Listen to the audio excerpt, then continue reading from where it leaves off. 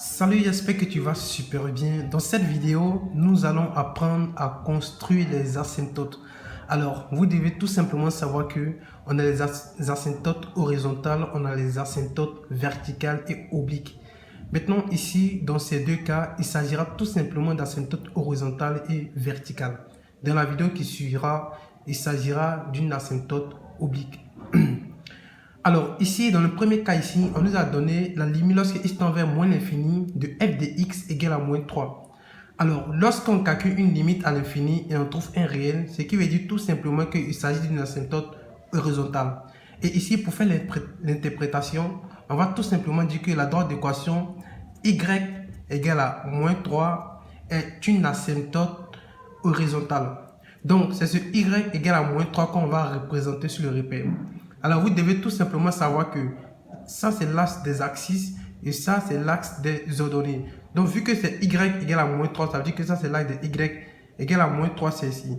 Donc, on ne fait que tracer. Vous, bien sûr, à vos côtés, faites ça avec une règle. Donc, on a y ici égale à moins 3. Alors, nous allons maintenant tracer ici la deuxième asymptote. On nous a donné la limite lorsque x tend vers moins 2 de f de x égale à moins l'infini. Alors, celui-ci est différent du premier parce que ici, on nous a donné la limite lorsque x tend vers un réel et qu'on trouve infini, ce qui veut dire tout simplement qu'il s'agit d'une asymptote verticale. Alors, pour interpréter, on va dire la droite d'équation x égale à moins 2 est une asymptote verticale. Alors, pour cela, vu que c'est x égale à moins 2 et que voici l'axe des x, ce qui veut dire que moins 2, c'est là. Donc, directement, on représente le x égale à moins 2. Donc, x égale à moins 2.